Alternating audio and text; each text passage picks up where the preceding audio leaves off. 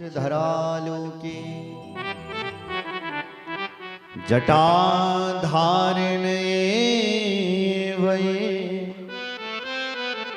ते सर्वे परिहर्तव्या नानितव्या कदाचन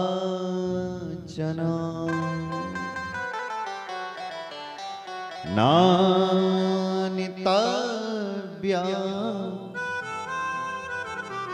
कदाचन।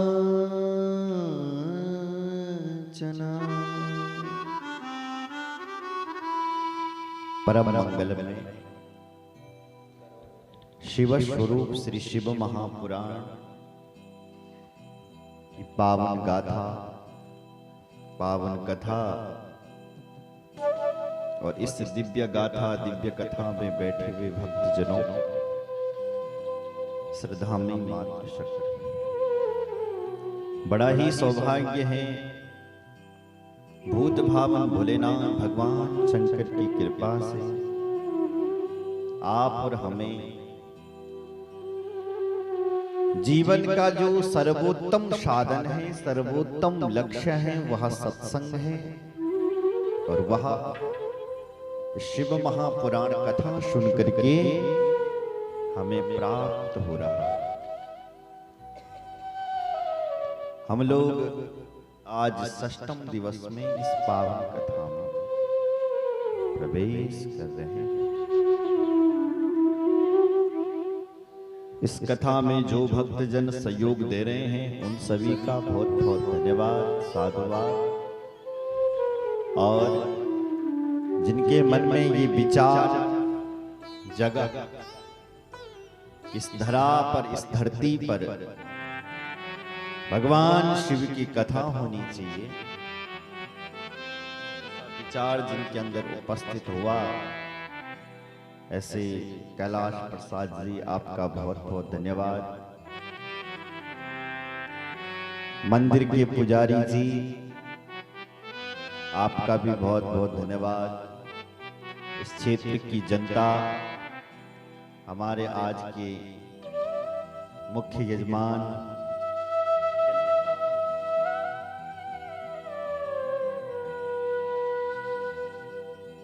आदरणीय सम्माननीय श्रद्धावान वीरेंद्र सिंह जी, आपका भी बहुत बहुत धन्यवाद।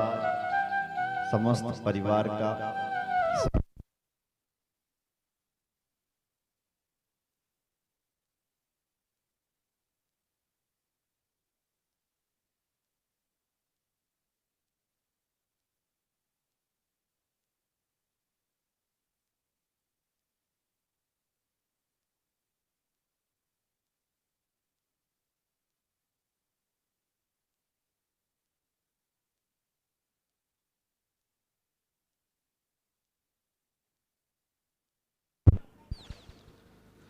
बोलो शंकर भगवान की जय, रामचंद्र भगवान की जय, हर हर महादेव।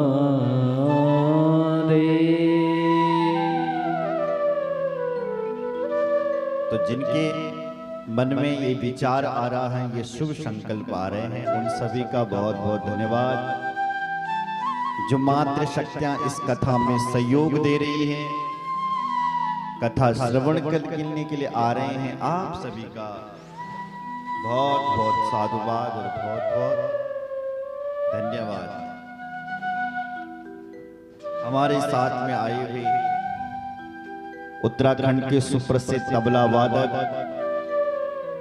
श्री कपिल शास्त्री जी, आपका बहुत बहुत धन्यवाद। जो इस कथा में जिनका संपूर्ण सहयोग है, श्री कपिल शास्त्री का बहुत बहुत धन्यवाद।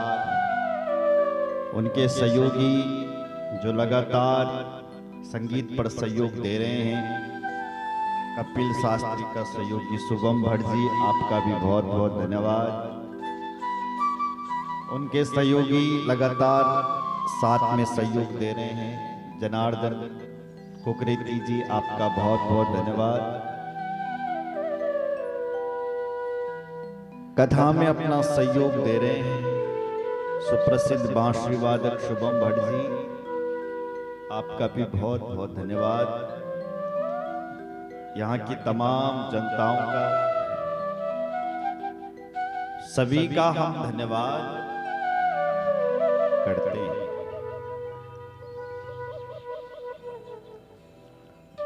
कई दिनों से मंदिर के अवतारी जी भी सहयोग दे रहे हैं, आपका भी बहुत बहुत धन्यवाद। सूर्यपुत्र सनी, आपका भी बहुत बहुत धन्यवाद। इन प्रकार जितनी भी भक्तजन सहयोग दे रहे हैं, उन सभी का बहुत बहुत धन्यवाद। बोले शंकर भगवान की जय। हर हर महादेव।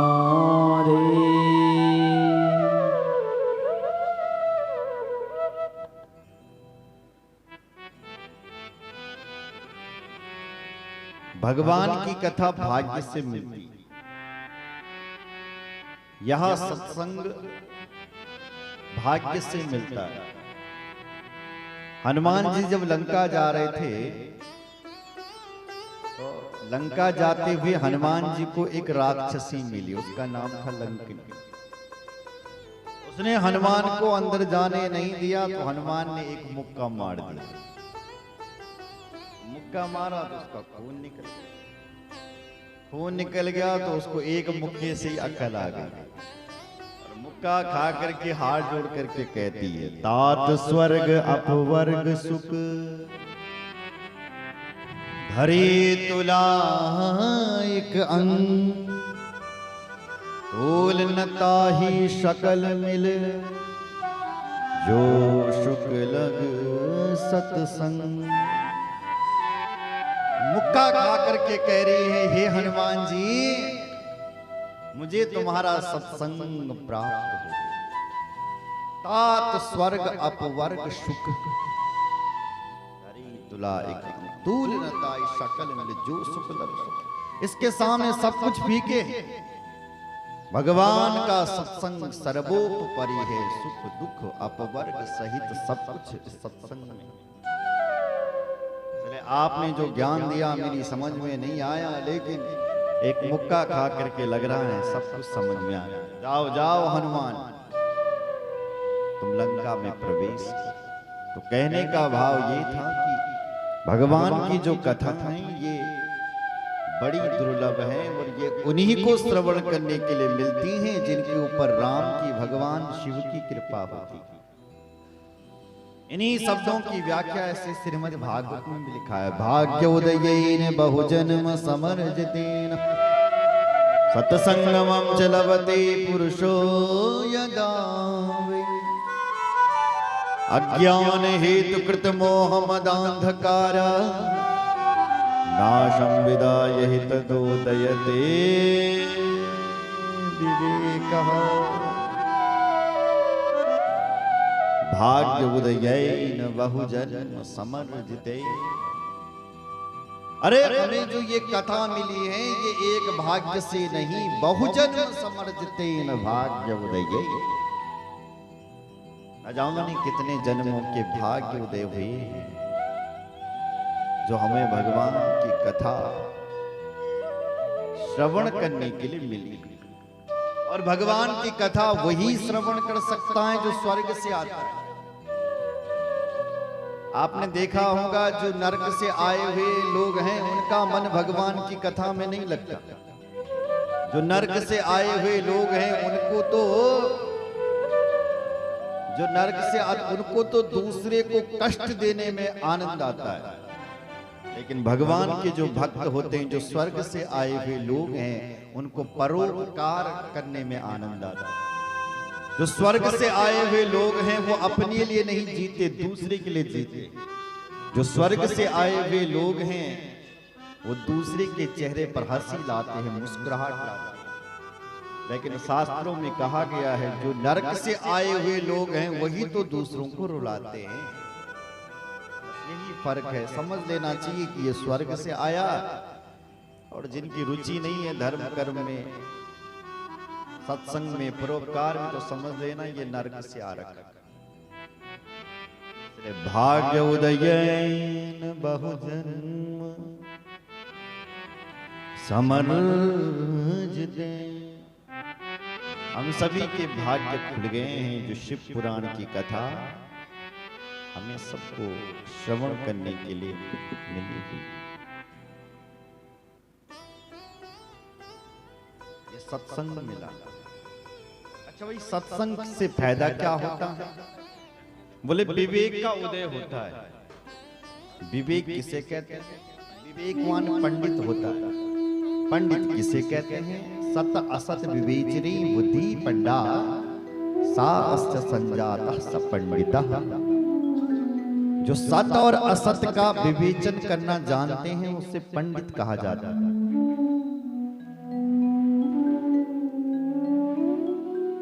जो बुद्धिमान लोग होते हैं उनको पंडित कहा जाता है। जिनको ज्ञान होता है उन्हें पंडित कहा। ब्राह्मण को ही पंडित नहीं, जो लोग बुद्धिमान हैं वो पंडित हैं। जैसे संगीताचार्य को पंडित कहा गया है। संगीत बहुत कठिन है, उसको समझना बहुत कठिन है, और जो किसी गूढ़ विषय को जानता है वही पंडित है। श्रीमद् भगवत गीता आप पढ़िए, सुनिए।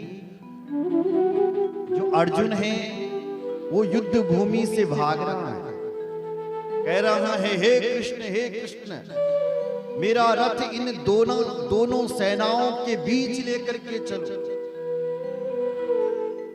भगवान लेकर के गए तो अर्जुन कहने लगे मैं इनको मारूंगा जो मेरे अपने हैं। अरे मैं उस पितामह भीष्म को मारूंगा क्या जिसने मुझे चलना सिखाया? ये तो मेरे अपने हैं। तो भगवान कहते हैं ए अर्जुन, युद्ध भूमि पर तुझे ये ताता चाचा ताऊ दिखाई नहीं देने चाहिए, ये दादा दिखाई नहीं देना चाहिए। इस समय ये तेरे शत्रु हैं। पंडित लोग ऐसा नहीं सोचते।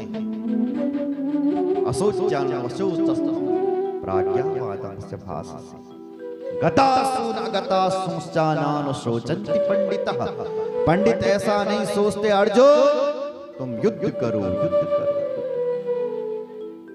तो कहने का भाव यह है कि जो सत्य और असत्य का विवेचन करना जानता है वही पंडित है। बोलो जय श्री राम। इसलिए भगवान के सत्संग से, इस कथा से हम पंडित बनते हैं, हम विवेकवान बनते हैं। बिनु सत्संग विवेक न हो, राम कृपा बिनु सुलभ न शो। यह सर आवत अति कठिनाई, राम कृपा बिनु आव न जाई। बिनु सत्संग विवेक न हो। सत्संग के बिना विवेक उदय नहीं होता है। और जिस व्यक्ति का भगवान की कृपा से विवेक उदय हो गया उसके जीवन में किसी चीज की कमी नहीं रहती। कमी क्यों नहीं रहती? क्योंकि भगवान की कृपा से उसको इस बुद्धि का इस्तेमाल करना आ जाता है। सब कुछ हमारे अंदर है लेकिन भगवान ही है जो हमारी इस बुद्धि का मालिक है। वो हमसे जैसा करवाता है फिर हम वैसे ही करते हैं। इसलिए प्रभु से कुछ मांगना है तो निर्मल मति मांगी। ये मेरे भगवान मुझे ऐसा मति दो कि मैं इस बुद्धि से ठीक से विवेचन कर सकूं, ठीक से काम कर सकूं। बोलो जय श्री राम।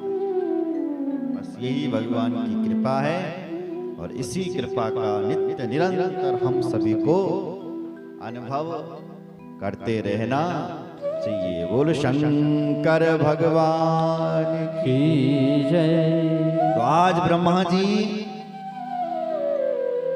सृष्टि खंड में प्रवेश कर रहे हैं। अब इस कथा को ब्रह्मा जी कहते हैं। एक समय की बात थी, देवर्षि नारद जी कहीं से घूम करके आए और नारद जी अपने पिताजी के पास पहुंचे। तब तक ब्रह्मा जी ध्यान कर रहा था। ब्रह्मा जी को नारद जी ने पूछा पिताजी आप किसका ध्यान कर रहे हो? तब ब्रह्मा जी कहने लगा हे बेटा नारद मेरे से भी ऊपर एक कोई है। बोले वो कौन है? बोले वो सदाशिव है और मैं भी उसी सदाशिव का हमेशा ध्यान करते रहता।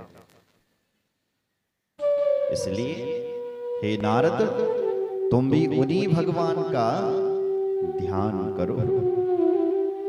बोले आप उस सदाशिव के बारे में हमें बताइए। बोले हे नारद, एक समय की बात, मैंने जब सृष्टि करी तो सृष्टि के समय में मैंने एक स्त्री को प्रकट किया था। इतनी सुंदर स्त्री थी कि ये जो 14 लोक हैं, 7 लोक ऊपर भूर्भुवः स्वः महः जन तप और सत्य, 7 नीचे हैं अतल वितल सुतल तलातल रसातल और महातल और पाताल। ये 7 नीचे 7 ऊपर, उन लोकों में मैंने ब्रह्मलोक में एक स्त्री प्रकट की, वो बहुत सुंदर थी। नतादृशी देवलोके न मर्त्येन रसातले कालत्रयेऽपि वै नारी संपूर्ण गुणशालिनी। नतादृशी देवलोके, देवलोक में भी ऐसी कोई नारी नहीं है। न मर्त्यलोके, न मृत्युलोक में हुई है, न पाताल में हुई है, किसी भी 14 भुवनों में नहीं है। इसलिए उस नारी की जो उम्र है वो 16 साल की। हे बेटा नारद, मैंने उसका नाम प्यार से रख दिया था संध्या। संध्या नाम मैंने उसको दिया और उसके बाद मैंने तुरंत एक 16 साल का बालक प्रकट किया सृष्टि में और उसका मैंने नाम रखा बेटा कामदेव। और उसको मैंने 5 बाण दे दी। कामदेव के पास 5 बाण होते हैं। कौन कौन से? हर्षणम रोचनाख्यम च मोहनम शोषणम तथा मारणम चेति प्रोक्तानि मुनेर्मोहकरण्यपि। मैंने ये 5 बाण दे दी। कामदेव का नाम, उस बालक का नाम कामदेव रखा, उसको 5 बाण दिए। पहला बाण काम का है हर्षण। आप किसी को देख करके हर्षित हुए, ये हर्षण नाम का बाण है। रोचन, किसी को देख करके रोमांचित हुए, ये रोचन है। मोहन, मोहित होना। ये 3 बाण तो मोहित करने के हैं, लेकिन 2 बाण बड़े खतरनाक। एक बाण है शोषण, चौथा। कभी कभी लोग इतना प्रेम कर देते हैं कि प्रेम में डंडे भी खाते हैं। और अंतिम बाण काम का मारण है। कभी कभी कुछ लोग ऐसे प्रेमी हो जाते हैं कि अपने प्रेमी के लिए अपने प्राणों को ही न्योछावर कर देते हैं। प्रेम का अंतिम बाण मारण भी। तो मरा कौन है भाई आज तक अपने प्रेमी के लिए? तो हमारे शास्त्रों में सबसे बड़ा नाम दशरथ जी का आता है। राम का पिताजी दशरथ। दशरथ अपने राम से इतना प्रेम करते थे कि राम राम कही राम, राम राम कह करके उन्होंने अपने प्राणों को त्याग दिया। ये दशरथ जी तो ये 5 बाण दे दिए और कहा बेटा जाओ, ये 5 बाण तुम्हारे लिए हैं और इन 5 बाणों के अधीन हम सब देवता रहेंगे। अहम वा वासुदेवोर्वा स्थाणुर्वा पुरुषोत्तम भविष्यामस्तवः वंशे किमन्ये प्राणधारक। अहम वा वासुदेवोर्वा, मैं वासुदेव भगवान नारायण भगवान शिव, हम सब तुम्हारे सारे देवता काम के अधीन रहेंगे। ये 5 बाण दिए। उसके बेटे ने क्या किया? कि उन 5 बाणों का प्रयोग अपने पिताजी के ऊपर ही कर दिया कामदेव ने। पिताजी इतना मोहित हो गया कि पिताजी की बुद्धि खराब हो गई और अपनी बेटी संध्या के ऊपर ही ब्रह्मा जी मोहित हो गए। अब शिव जी वो तुरंत, ब्रह्मा का बेटा एक धर्म था, वो आया और अपने पिताजी को खरक खोटी सुनाने लग गया। पिताजी फिर भी नहीं माने तो शिव जी का ध्यान किया, रक्ष रक्ष महादेव पापान माम दुस्तरः दितः मत पितायं तथा चेमे भ्रातरः पाप बुद्धयः। हे महादेव रक्षा करो रक्षा करो रक्षा करो, देखो देखो मेरे पिताजी की बुद्धि खराब हो, इनकी रक्षा करो रक्षा करो। भगवान शंकर उसी समय प्रकट हो गए। बोले शंकर भगवान की जय। शंकर जी प्रकट हुए और शंकर जी ने भी ब्रह्मा को जैसा नहीं सुनाना था सुना दिया। हे ब्रह्मा, तेरे लिए धिक्कार है, तुझे पता होना चाहिए क्या, यथा माता च भगिनी भ्रातृपत्नी तथा सुता एता कुदृष्टया दृष्ट्वा न कदापि विपंचिता। मुझे पता होना चाहिए ब्रह्मा, 5 लोगों पर हमें गलत दृष्टियां नहीं डालनी चाहिए। यथा माता, माता पर, भगिनी यानी बहन पर, भ्रातृपत्नी भाई की पत्नी पर, बेटी पर, एता कुदृष्टया दृष्ट्वा, इनको हम बुरी नजर से ना देखें। लेकिन तू इतना बड़ा ब्रह्मा होकर के अपनी बेटी पर गलत दृष्टि से देख रहा है। ब्रह्मा तेरे लिए धिक्कार है, धिगम धिगम धिगम धिक्कार है तेरे लिए। धिक्तम सुतम सदा तस्या यस्या कांतम मनोहरत धैर्यदा कृष्ण लोकेशो मज्जयात्यपि मानसम। तेरे वेदों के लिए धिक्कार है, तेरे वेद तत्व के लिए धिक्कार है, तेरे ब्राह्मण तत्व के लिए धिक्कार है, तेरा ब्रह्मा बनने का ही धिक्कार। ऐसा गाली शिव जी दे रहा है। ब्रह्मा रो रहा है, ब्रह्मा को पसीना आ रहा है एक तरफ से, क्योंकि इतनी गालियां पड़ रही है। तो ब्रह्मा को पसीना आ रहा है, तो पसीने से ही पितर देवता प्रकट हो रहे हैं। बताओ, बोले पितर देवताओं की जय, हर हरि महादेव। पितर प्रकट हो। अब ब्रह्मा तो कुछ नहीं बोल रहा है, लेकिन ब्रह्मा की जो बेटी कौन, संध्या, वो रो रही, रोती हुई कह रही है कि मेरे इस शरीर के लिए धिक्कार है, क्योंकि मेरे इसलिए इस शरीर के लिए धिक्कार है क्योंकि मेरा पिताजी ही इस शरीर पर मोहित हो गया। संध्या कह रही है कि मैं इस शरीर को अब धारण करके नहीं रखूंगी, मैं कदापि भी इस शरीर को धारण नहीं करूंगी। क्या करेगी भाई? बोले मैं तप करूंगी। तप उठ करके गई महाराज और एक स्थान पर जाकर के कठोर तप करने लग गई। ब्रह्मा जी को दया आ गई। ब्रह्मा ने वशिष्ठ ऋषि को भेजा, तुम जाओ और इस ब्रह्मा को, इस बेटी संध्या को मंत्र देकर के आओ कि ये कौन से मंत्र का जाप करते, क्योंकि जब कोई गलत मंत्रों का जाप करता है तो फल नहीं मिलता है। नट बोर्ड वही लगते हैं जो सही हो, जो उसके हो। ऐसे मंत्र वही काम करते हैं जो वहां बैठे। ऐसी शुद्ध मंत्र दे करके ब्रह्मा जी ने वशिष्ठ को भेजा और वशिष्ठ जी ने मंत्र दिया।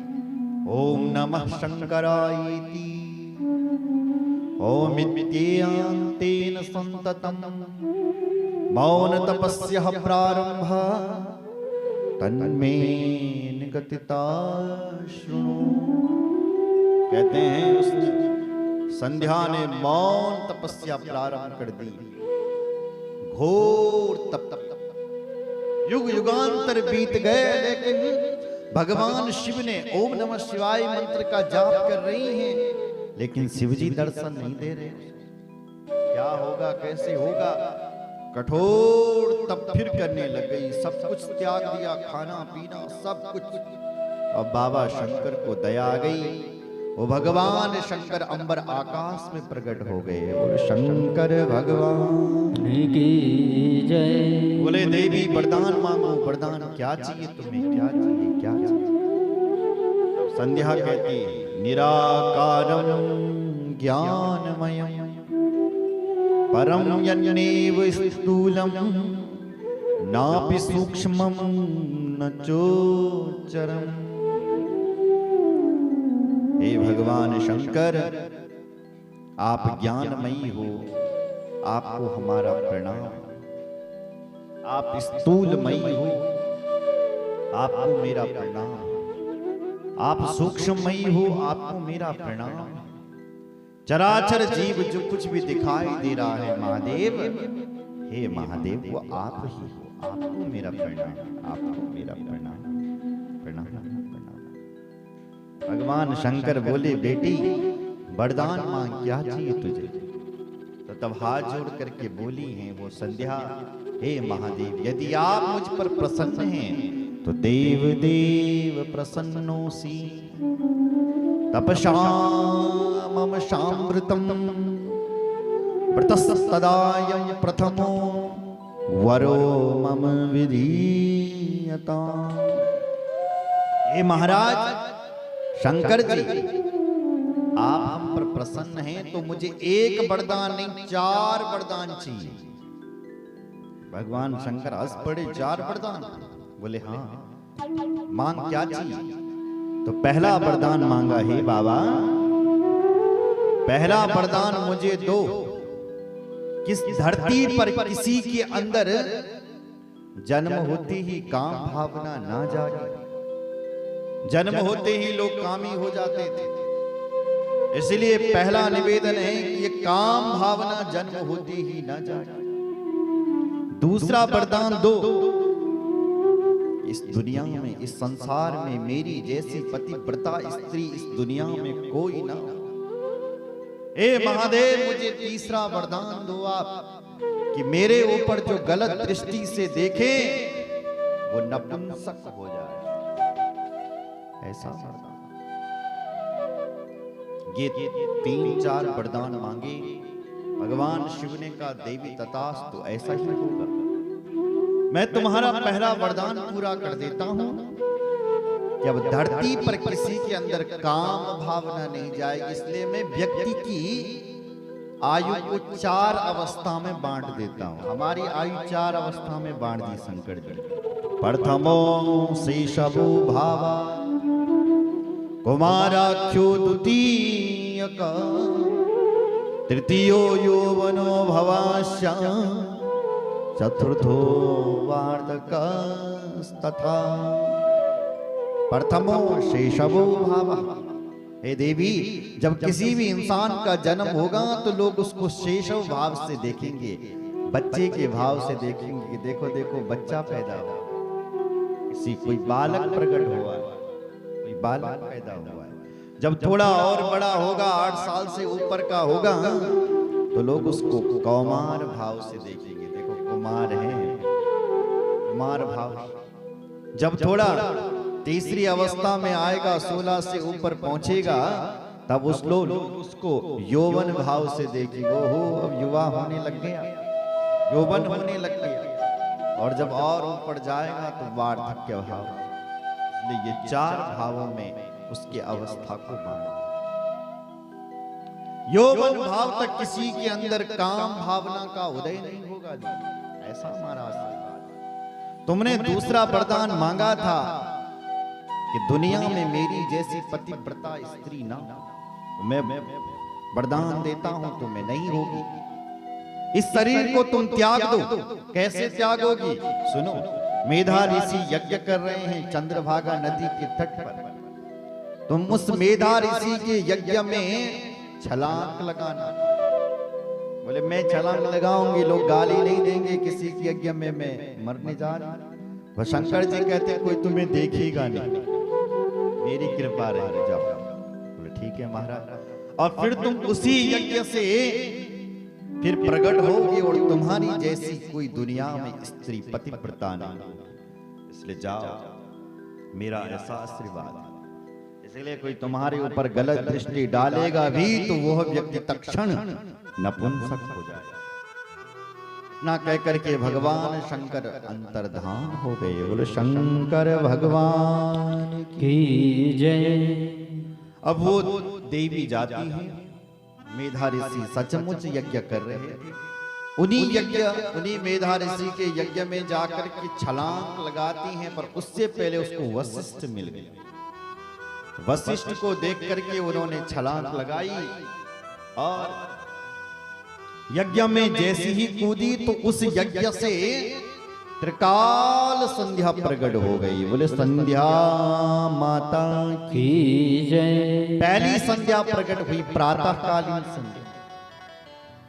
ये संध्या देवताओं के लिए किया जाता है। दूसरी प्रकट हुई मध्याह्न संध्या और तीसरी प्रकट हुई सायंकालीन संध्या। ये पितरों के लिए की जाती है। ये तीन प्रकार की संध्या प्रकट हुई। एक संध्या चौथी भी है, उसको कहते हैं तुरीय संध्या। तुरीय संध्यायाम वाक् सिद्धिर भवति, ऋग्वेद ने कहा। अगर जो व्यक्ति अपनी वाणी को सिद्ध करना चाहता है तो आधी रात को तुरीय संध्या में मां भगवती का तप करे।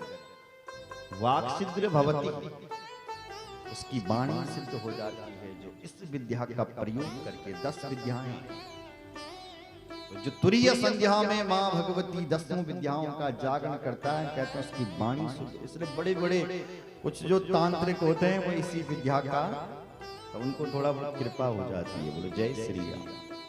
तो ये त्रिकाल संध्या प्रकट हुई और उसके बाद उसी यज्ञ से वरुणोदय के समय एक स्त्री प्रकट हुई और उसका नाम रखा दिया अरुंधति। बोला अरुंधति माता की जय। ये माता वरुणोदय के समय पैदा हुई।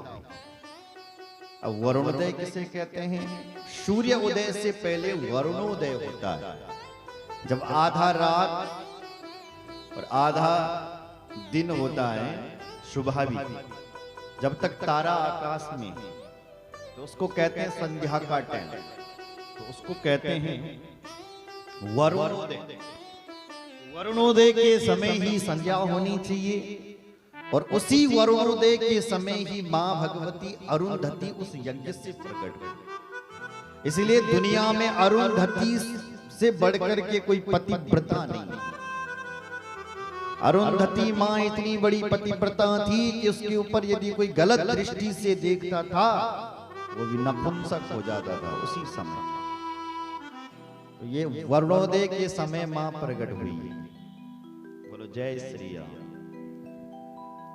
कहते हैं सुबह और शाम को आप ज्यादा नकद लेते हैं, इधर सुनो जरा, सुबह और शाम को भगवान का नाम अवश्य दो। जब आप भगवान का नाम सुबह सुबह लेते हैं, जब सूर्य अस्त हो रहा हो शाम को, तो उस समय उस परमात्मा का नाम अवश्य आपका वो इंतजार करता है। ऐसा लिखा गया शास्त्रों में। जब उस परमात्मा को आप हाथ जोड़ते हैं ना, ये मेरे भगवान, वो भगवान जी रुके रहते हैं। और ऐसा मैंने पढ़ा है कि जब आप हाथ जोड़ रहे हैं, पूजा कर रहे हैं, तब वो भगवान वस्त्र पहन रहा है। जब कोई पूजा नहीं करता तो उस दिन वो वस्त्र ही नहीं पहनता है। इसलिए जब सुबह सुबह जब रात खुल रही हो तो उस समय उठा करो, उठते समय ही उस भगवान का चिंतन किया करो, हो सके तब तक नहा लो। उस समय इतना पवित्र होता है कि उस समय यदि कोई भगवान का चिंतन कर ले तो वो भगवान उस समय भी वस्त्र पहनते हैं।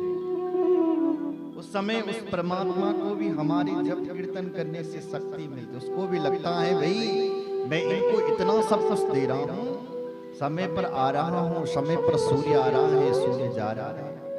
जब हम उस परमात्मा का चिंतन करते हैं तो उसको भी आनंद आता है कि कोई है मेरा। लोग सयाज मोहनी सासु सोवनी हारा देखत स्वप्न अनेक प्रकार। सुबह सुबह की नींद में कहना स्वप्न में हम देखने लगे।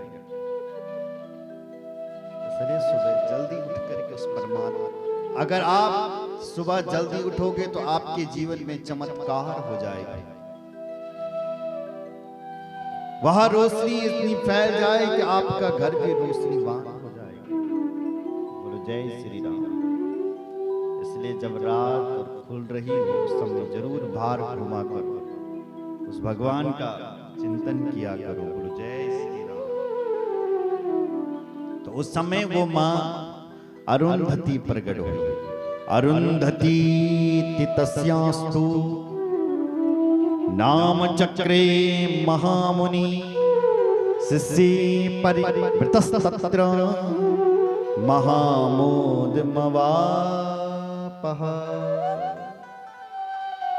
मां अरुंधति प्रकट हुई और उस अरुंधति माता का विवाह करने के लिए कहते हैं स्वयं 3 देव प्रकट हुए हैं, ब्रह्मा विष्णु और महेश।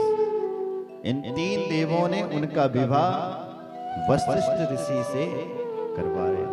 विवाहम कारयामासु तस्या ब्रह्मा सुतेन वे वशिष्ठेन अरुंधत्या ब्रह्मा विष्णु महेश्वरा। इन्होंने उसका विवाह वशिष्ठ ऋषि से करवा दिया और पुनः उस संध्या ने जीवन प्राप्त किया। बोल शंकर भगवान की जय। फिर वशिष्ठ ऋषि के साथ वो देवी संध्या अरुंधति रूप पा करके रहने लगी। नारद जी ने कहा आगे क्या हुआ? बोले आगे अब ब्रह्मा को गुस्सा आ रहा है। शिव जी ने मुझे कैसे डांट दिया, कैसे डांट दिया। शिव जी पर गुस्सा हो रहा है। अब शिव जी पर गुस्सा होने पर अपने पिताजी के पास ब्रह्मा जी गए। तो जब तक पिताजी के पास ब्रह्मा जी जा रहे हैं तब तक हम भगवान शिव जी का चिंतन करेंगे और एक भजन करेंगे। बोलो शंकर भगवान की जय। रामचंद्र भगवान